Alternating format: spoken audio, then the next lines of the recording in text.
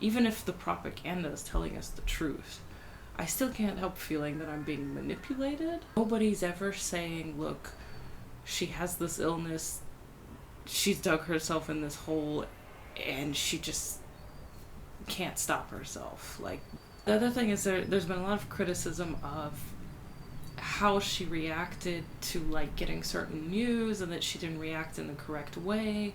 I'm someone who, in a lot of situations, reacts in ways that people think are abnormal. But to mock people, I feel like that is the biggest issue here.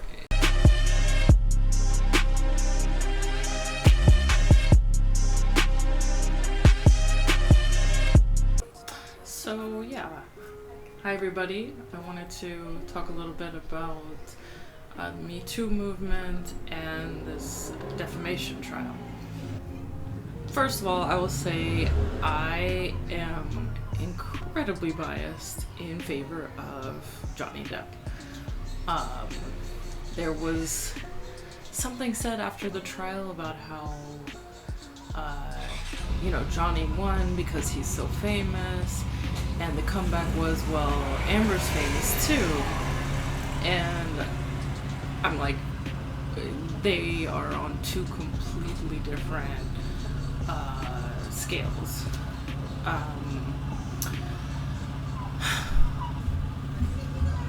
Honestly,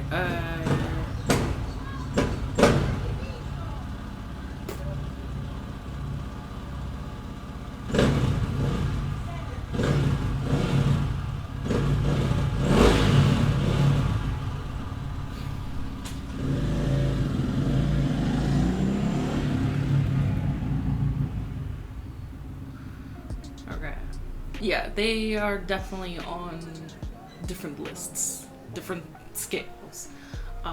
I remember quoting Johnny's lines from the first Pirates of the Caribbean when it came out in theaters as a preteen on the playground. I really enjoyed all of his movies that I saw during that phase of my life. I haven't really seen anything recently, but I would say he's probably one of my favorite actors. Amber Heard, I really pretty much didn't know at all. Like, I knew it was some celebrity that had really boosted the Me Too movement. I didn't even know it was her. I knew he left Vanessa Paradis for somebody, I didn't know who it was, and I knew these audio recordings came out last year, whenever. I didn't really know who she was until this trial started. And then I see all of this propaganda online that is like very much in Johnny's favor, very much biased against Amber. And I can't help feeling like, okay, even if it's true, even if the propaganda is telling us the truth, I still can't help feeling that I'm being manipulated. And no, that doesn't mean that I want the propaganda to be like more subtle or more manipulative. There's certain things in life where I feel like I've developed a bit of a sense where maybe I'm not that great at reading people, but there's certain things that I can read really well because they just happen with a lot of people. And I kind of have feelings like that coming up in connection with this. The first thing is, of course, the one that ties us into this channel is that Amber has been diagnosed with borderline and histrionic personality disorder, and yet those are never mentioned. Nobody's ever saying, look, she has this illness, she's dug herself in this hole, and she just can't stop herself. Like, there's just something in her that'll just keep going, maybe that has something to do with why they took her off the air, but I don't know. I didn't. There was very little mention of it. I'm not surprised because this is definitely one of those disorders that is still like completely stigmatized. Like you just, I think people would become very mistrusting probably just knowing you have it already. And yeah, of course, like the media wouldn't exactly know what to say or how to deal with it, but it's still, I don't know.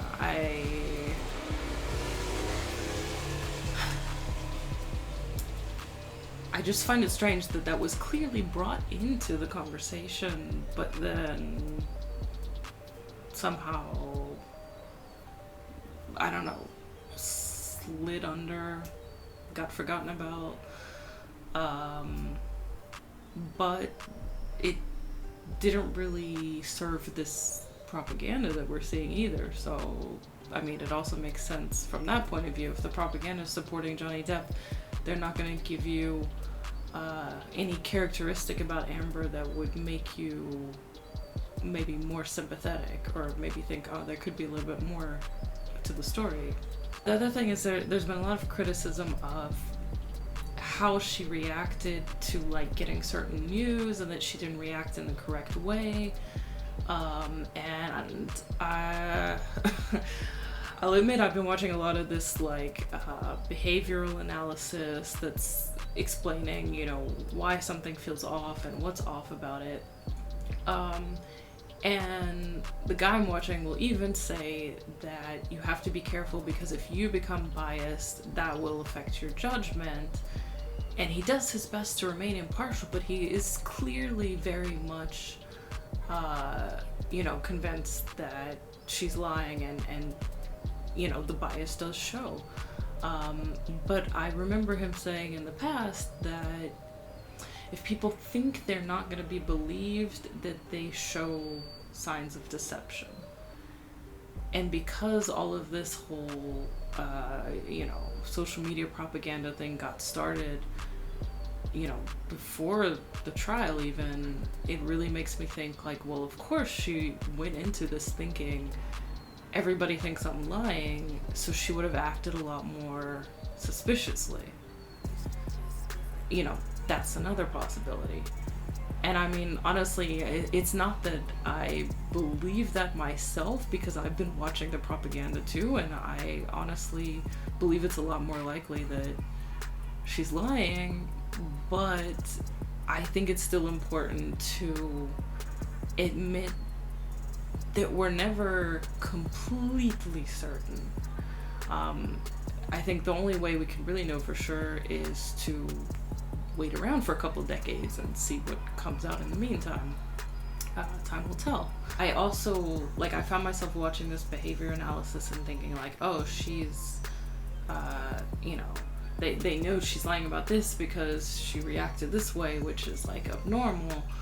And I, you know, fully believed it. I mentioned it to someone else. He's kind of like, yeah, but you know, you can't really judge people for like acting normally in a certain situation. I'm like, yeah, you know, it's true. Like, I'm getting caught up just believing what I'm seeing blindly. I'm someone who, in a lot of situations, reacts in ways that people think are abnormal. And you'd be surprised how often that leads to people being very mistrusting. You know, they're immediately like, oh, I don't know what to make of this. Distance. You know, so again, like, how can I judge someone else for doing something where I can say like I've looked the exact same way and I wasn't guilty? Like, even if I'm in the minority and 9 times out of 10, like, they really are, like, just full of it, how do I know that that person right there doesn't happen to be that 10% like me, or whatever percent, probably much less than 10. How do I know for sure? And I've also been in a situation where I was on the outs, everyone like turned against me, closed circle, and it's just really like, whoa, like, okay. People do this, and I don't know, I feel like you really can't underestimate the impact that has on you socially. But also people are so quick to turn. You know, people are just like, you know, I don't want any trouble, keep my name out of it. Like, maybe they'll talk to you and say something nice when, you know, nobody's there to witness it. But they're not about to, like, you know, be seen coming over to help you or something. You know, so it's a lot of loss on top of what's already happened, you know. Another thing that made me really uneasy was during this period where, like, I was on the outs, I could really see that the people that I had the issue with being very charismatic, and like everything they did, they were just so likable, so that the whole community would rally behind them. And because I've been the one talking about unpleasant experiences that I've had and how much I'm struggling because I'm not getting any support, it's like the kind of heavy stuff people don't want to hear, you know, where they're like, oh, this gets me down, it's like you're an energy vampire. And the other one is like always positive and upbeat, but that's the guy who's got stuff to hide. You know, people are keeping up appearances in public so that you don't go looking after what they're doing in private. And that is the thing that made me kind of apprehensive about Johnny. You know, I just... You know, like, I know people are saying it was probably like a combination where some of what Amber has said is probably true, probably just a minority of it, and it was probably really blown out of proportion. I know she said some statements that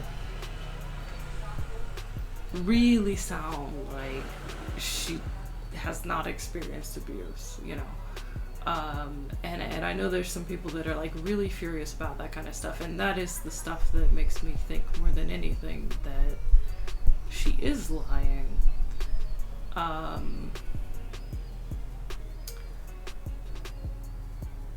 even if she's lying in this case, I feel like we need to really pay attention, because we can't say that, okay, this is the way to handle this type of thing, and just continue doing this with everything going into the future. You know, I understand that we had to see the trial to really understand the truth, and like, even, I want to say, hopefully, even if we just saw clips instead of watching the whole thing, the clips that we saw were enough where we're like, oh, that's why they say she's lying, you know, because it's just like, kind of, you had to be there, you had to see it for yourself, so I can understand that. But at the same time, for this to be going on social media, like, while the trial is ongoing, I think it's definitely not the way. If anything, show it to people after the fact, so that there's no kind of contamination going on there. But the other thing that really bothers me is how eager people are to, I don't know, to mock people. I feel like that is the biggest issue here, is like society's joy at mocking people. Like, we always want to find out, okay, so who do we have permission to mock? Like, somebody needs to be on the okay list where we can talk shit about them. And today it's her. Last month it was the Smiths. Like, it's somebody. It keeps changing, but it's always somebody. And I think that's where we need to look at ourselves and ask ourselves why. Why did we as people do that? I think that's something very toxic in ourselves that is not really necessary. Like, if it should be enough for you to express disappointment or something, like there's other ways you can show her this sort of like societal rejection of bad behavior to discourage it. It doesn't have to be mocking them. And that, I think, is the bigger problem that would, really expand out in the future, and affect other people in future trials who are not lying. So that's where I'm kind of concerned. Like, I'm afraid that even if she is lying, that people will just take this and say, oh, this type of behavior is okay, and they're going to apply it in other situations. However, I do not believe that the Me Too movement is dead. I think it's great that it could use Amber to draw more attention, but that doesn't mean it has to be the end of it. Everyone can keep sharing their story whenever they want to. Personally, I had some stories to tell, and I decided instead of sharing it online, I was going to go to the police and file reports.